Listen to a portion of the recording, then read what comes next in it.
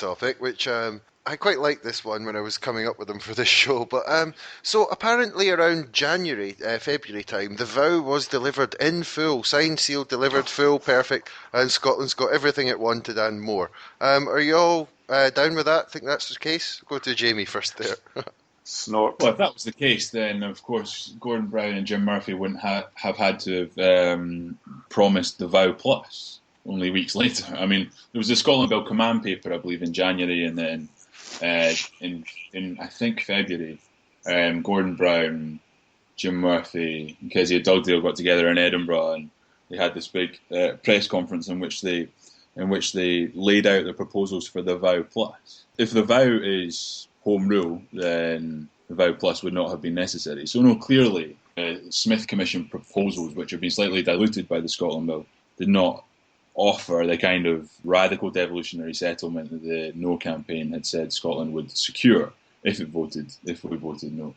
And then there's an ongoing behind-the-scenes dispute over borrowing powers. The Scottish and UK governments have been engaged in fiscal negotiations since the end of last year to sort of set up and agree on a UK-wide fiscal framework. And it seems as though, although this hasn't been confirmed publicly, but it seems as though the UK government is very reluctant to concede significantly enhanced borrowing powers for the Scottish Parliament, which is dangerous when we are getting significantly enhanced tax powers.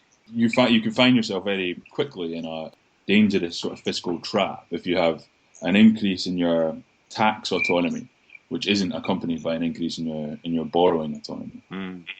Wings Over Scotland had a constant line on this that basically they're trying to deliver a poisoned chalice here. They're basically trying to give us something bad. I mean, do you agree with that idea, or do you think there are maybe a couple of positive things in there? I think if I was the SNP government, I would be a little wary of it because, the one thing that is right is the powers that come do put an onus on the Scottish government to make some kind of grown-up decisions that perhaps they haven't previously had to make.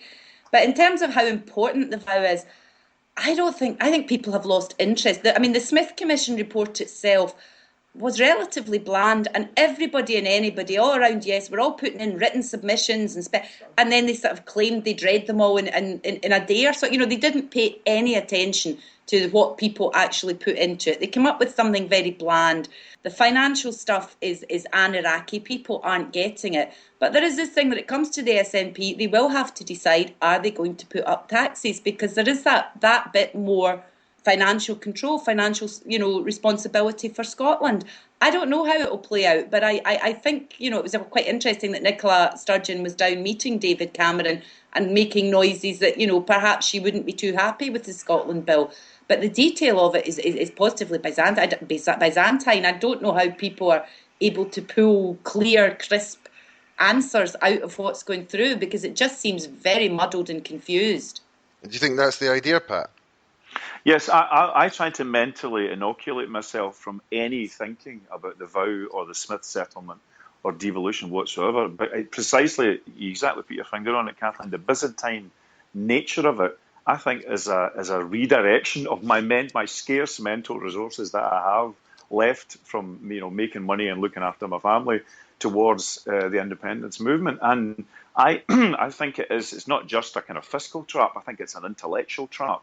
And I have to say, I think there are, we used to call them the gradualists or the post-nationalists, but there is a tendency with the SNP which would be quite happy, and historically was quite happy, with just administering stuff that they could take credit for in order that they could be re-elected parliament after parliament. And I think there's a tendency to sort of enjoy the footeriness of figuring out what it is to be a devolved entity of the UK.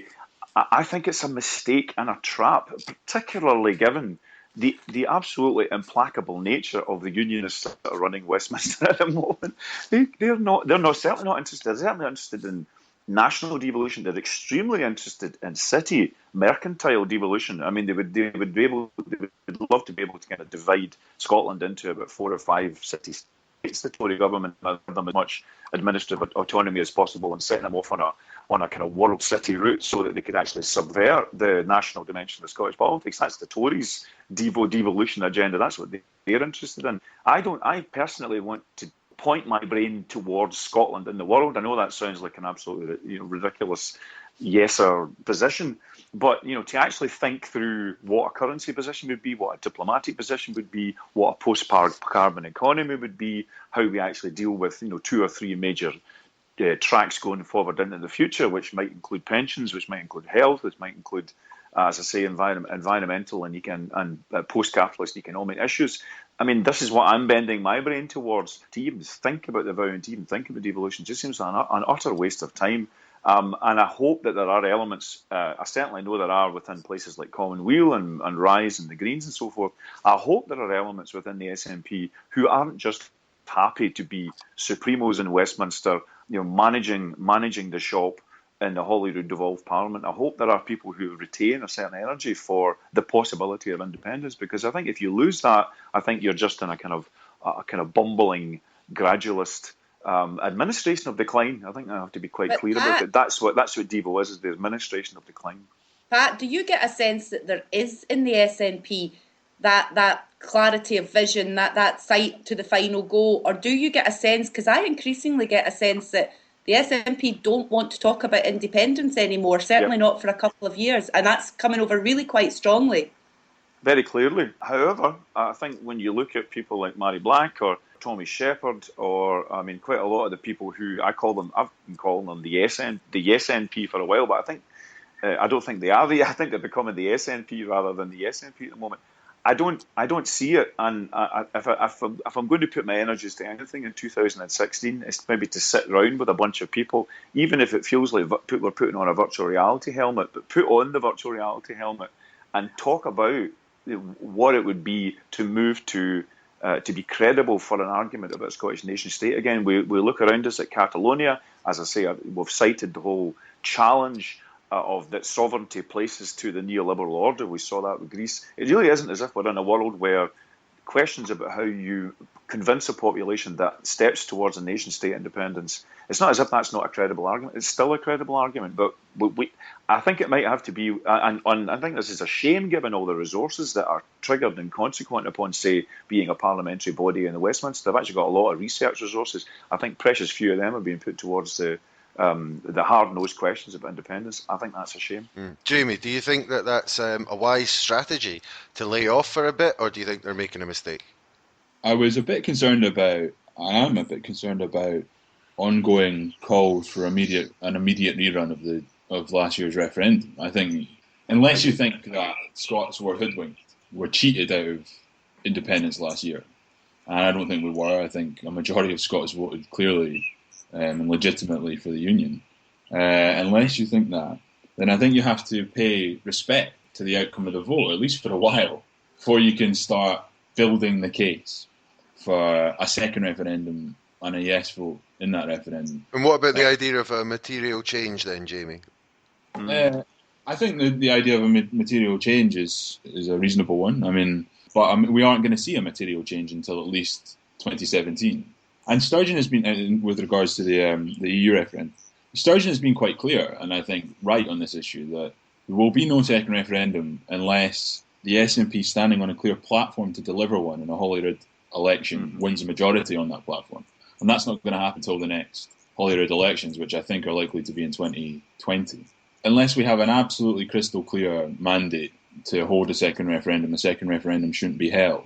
I'm certainly concerned about a sort of low-level murmuring of UDIs and that sort of thing. It adds nothing sensible at all to the debate over independence. Kathleen, what do you think about this idea of Indyref 2? And then secondly, I suppose we're moving on to the next big topic, which is the continued rise of the SNP, which, despite a number of problems, they just keep seeming to do better. I mean, they've gone down a couple of percent here and there, but they seem to pick it back up again. So, and what's really interesting, Michael, is that this rise is happening without Indyref 2 being front and centre. Indyref 2 is planked at the back of a cupboard behind the Christmas presents for several, but the SNP is continuing to rise. And there's something very, very remarkable happening around Nicola Sturgeon and how people are perceiving her as a leader. I was at a Women's Aid fundraiser, and Nicola was there, she was speaking, and one of the women who'd been at her table came up later and said, oh, Nicola, she's like our Princess Di. And I kind of did a double take. It's not particularly healthy for Nicola Sturgeon as a person to be in this role, but it also is asking all kinds of questions. Is she the Scottish Evita? Is there anyone else in her party that has the charisma, the star quality? I mean, they have taken Nicola Sturgeon from being a very, very efficient politician and turned her into some kind of global super brand. And that's been interesting to watch, but also quite disturbing. I mean, she commands everything she touches now. She's beyond criticism. She's become bigger than the SNP in a way that even Alex Salmond didn't manage. And that, to me, has been one of the most remarkable things about 2015. Mm-hmm. I think the Three Graces picture Yes. during the debate was a big moment, and it wasn't just a moment for Scotland. It was actually a modernistic moment. I mean, many of my friends in the London left were just amazed at the sight of it, and were amazed at the spectacle that it projected from the marginal and from the Celtic, as it were, regional parts of the UK, the modernity of it, the progressiveness of it. However, I have to keep reminding myself, because I'm sort of not ideologically with the SNP at the moment. I'm very much a kind of left green tip, but I have to always remind myself that the SNP is a grand compromise. The NATO vote was close. It's an anti-nuclear party. The land reform proposals were pushed back at the last conference. And people like Sandra White, are in the party, I guess, but she's also her own party as well. So there's a left and a middle and a right to the SNP. It's itself a broad movement. I always have to keep reminding myself that when I think about the commanding nature of the Sturgeon brand, is that the party itself, one would want to encourage the party to be as much a conversation as it is a tightly drilled policy and election winning machine.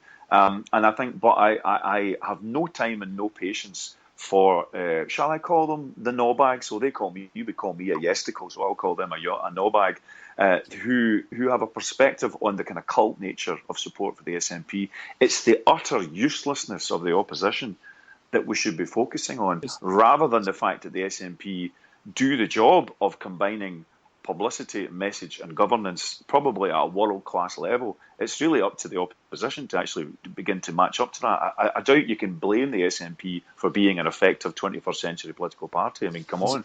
It's a cop-out as well, the cult rhetoric. I mean, Murphy wrote a piece for the New Statesman not long after the general election, in which Scotland had entered a period of post-truth politics. God almighty. And Scotland was in an era of post-truth politics because he had failed. Someone who completely incapable of accepting responsibility for his own failures. But that said, I mean, the SNP are in a strange position just now. They face an incredibly weak and divided opposition and an incredibly broad and loyal support. So they have enough political capital to do anything they want, including, for instance, radically reform the distribution of land ownership in Scotland, which their membership wants them to do, which the commentariat wants them to do, which I suspect you'd find relatively widespread support in the Scottish public for them to do. And yet they refuse to. There's not a lot of radical ideas coming out of the SNP. I'm sorry? There's not a lot of radical ideas coming out of the SNP. Well, land reform was one of them. And Sturgeon committed to a relatively strong set of proposals at the end of last year, and then watered them down over the summer, was rebuked by her party for having done so, and then watered them down again. And she finds herself in a position of being so clear of any kind of substantial or meaningful opposition, so clear of criticism, that she can act or not act. It simply doesn't matter anymore. But that's bad. That's a bad situation. It is, and she's going to win next year's election comfortably, possibly even with an increased majority. And she'll do it without breaking a sweat. And that's, I think, partly why the Scottish Government has reached such a state of inertia, and why there's a growing sense of frustration, on the left at least. Just what you're all saying there makes me think of a little poem. It's not like me to burst into poetry, but Steady. what you're saying with the kind of deification or Princess Dianification of Nicola Sturgeon makes me think it's a bit in Dune, the Dune series of books.